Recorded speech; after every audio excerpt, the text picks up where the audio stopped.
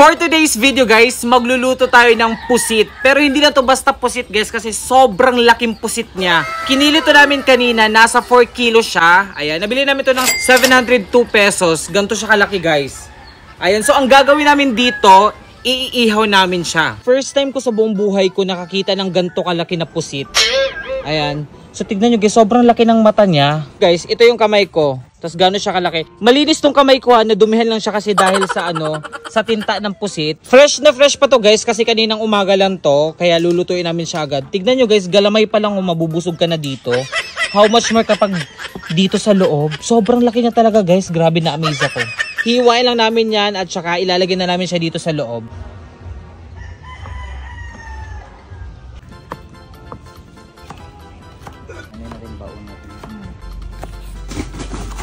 Para ano siya, pag may... Okay. Para mas kasya. So ito na yung mga ricado namin guys na hiniwa kanina. Lahat ng to guys, ilalagay namin dito sa loob ng tiyan ng pusit. May bisita kami, hi! Day! Eh, pimbang!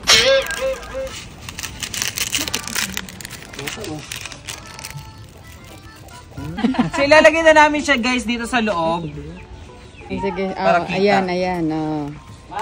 Yan. So hindi ba natin to tatahiin? Hindi na. Hindi man yan lechon. Sige, samahan nyo akong kumuha ng tanglad. Ang bilis lang kasi nandito lang sa Backyard. gilid, backyard. Alam niyo ba guys, ang mahal ito sa Manila. So ipapasok na namin siya dito para pang-ali. Yan tama. Yan. Tandaan lang. Ay!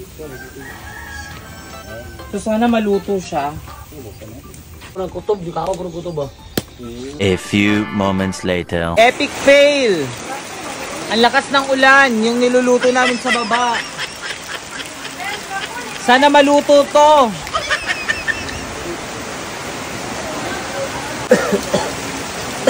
Jumina na yung ulan guys. Feel ko maluluto to. Konting hintay na lang, maluluto na yung natin. Pusit na inihaw.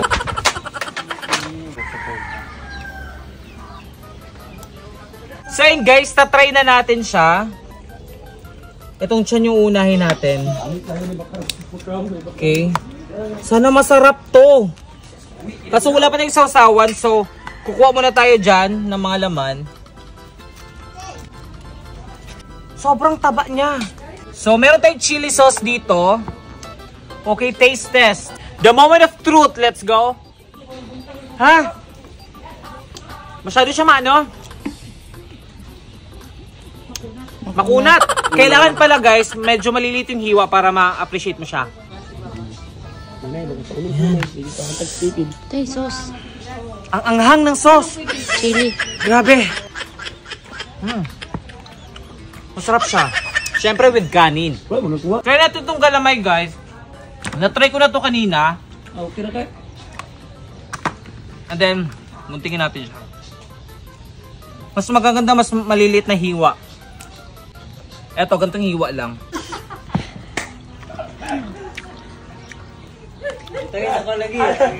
Sugod mga silingan! Okay lang no? Papunta na. Alam nyo ba kung anong prutas to? So, tinatawag namin to sa probinsya namin na kakao.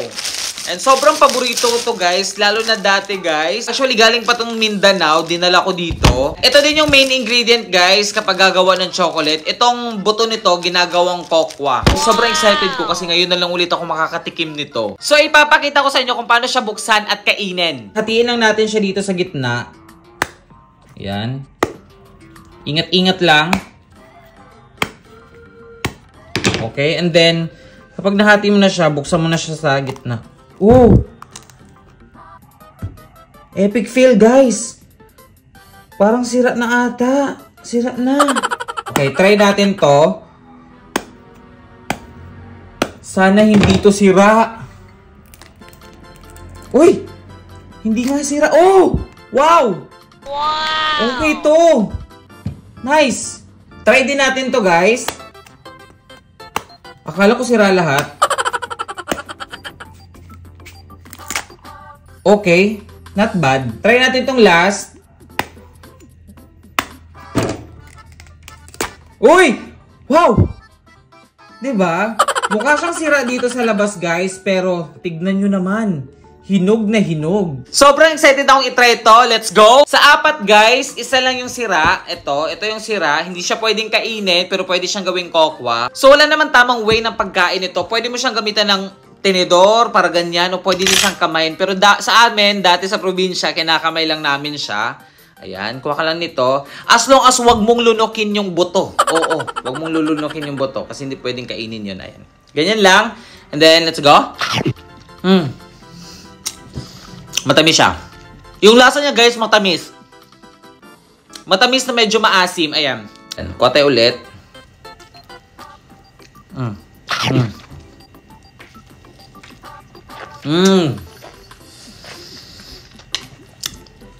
Ang sarap niya pa din.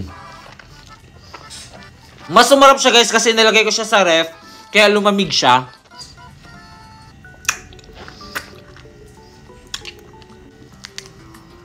Okay.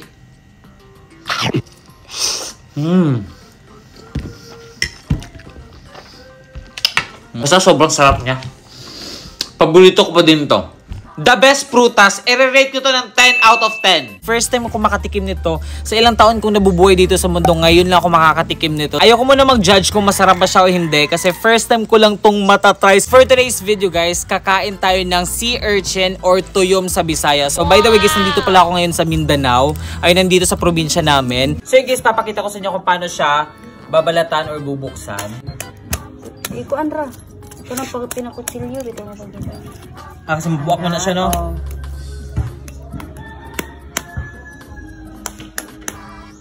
Okay. Tunga na siya. Sa gitna pala siya dapat hatiin. And then, ito na siya. Ayan, ito yung tsura niya. So, ayun guys, so far, ito yung pinakamatabang nakita ko. Ayan. Sobrang daming laman. Malinis yung kamay ko, guys. Sobrang ano niya lang talaga. Dugyot niya lang talaga kainin.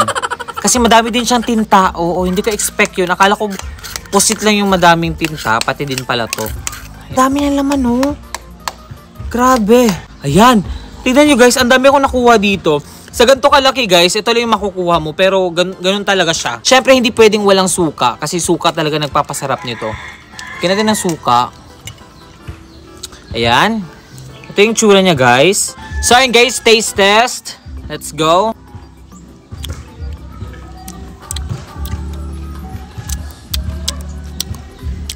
Sakto lang. Medyo may pagkamatamis-tamis siya ng konti. Kasi ganun daw talaga yung lasa niya. Para sa akin, guys, masarap naman siya. Kung curious kayo, i-try nyo, guys. Kasi walang masamang mag-try. Nagbukas ulit kami. Mataba din to, guys, oh. Konting suka lang daw para hindi masyadong mag-overpower. Butang ni mo dere. Suka? Sige, butang na. Ana? Butang niya din suka gamay. Yan. Mayroon. Ay, butang ako imo. Konti gamay yan. Ito na. Yan. Tapos konting suka lang daw, guys, para ma-feel daw natin yung sea urchin. Yung tuyom. Okay. Bye tayo. Cheers. Let's go.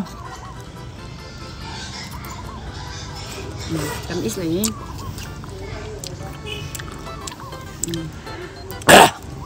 Di talaga.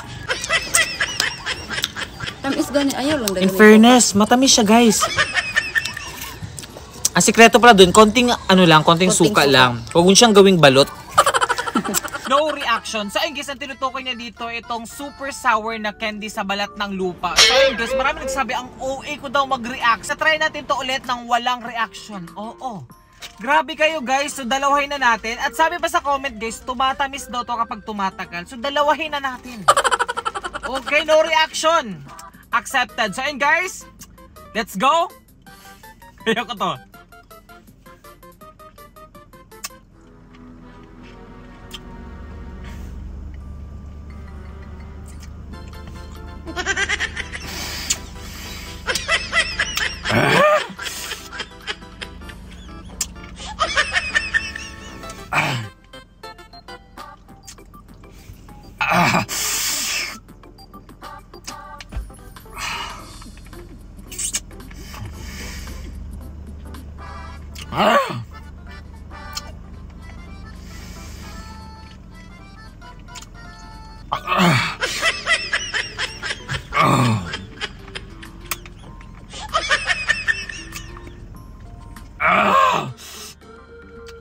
In fairness, tumatamis na siya, guys.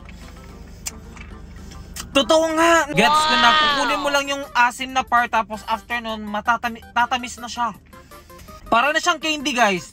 Oh, challenge accepted. Init.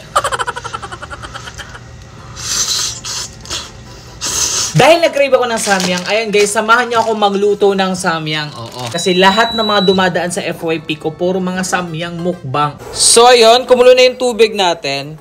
Alam nyo ba guys, nabili ko to sa grocery store na 99 pesos per pack. Tapos nung nakita ko dito sa TikTok, mas mura siya, 67 lang ata, 64 pesos. Ang laking tipid. Next time dito na ako bibili sa TikTok. Wow. Tignan natin kung anong lasa pag pinaghalo yung dalawang flavors. Tanggalin muna natin yung tubig dito. So, salain lang muna natin siya. Next naman guys, lagyan natin siya ng fresh milk. Ayan. So, para hindi masyadong manghang yung ano natin, samyang, ito yung gawin nyo guys. Tapos, wait natin kumulo siya. So, lagay na natin siya kapag kumulo na yung gatas. Tapos, ilagay lang natin itong mga sauce nila.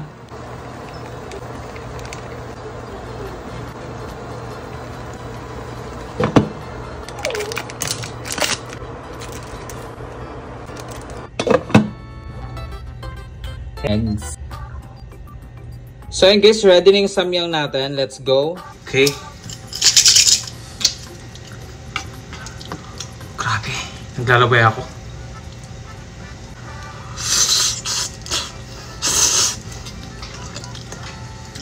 Kahit pa paano guys, tolerable na siya guys. Hindi na siya masyadong maanghang.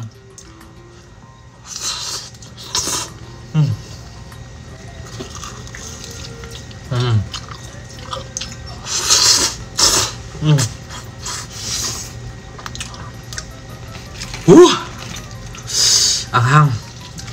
Ihalo natin yung cheese. Dati guys, hindi ko kayang kumain ng samyang. Pero ngayon guys, hindi ko alam kung bakit kaya ko na.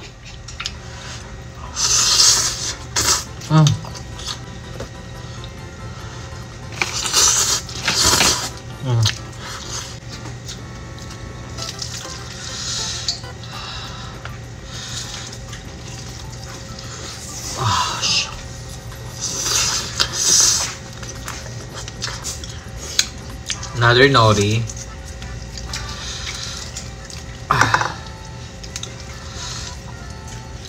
Ang sarap.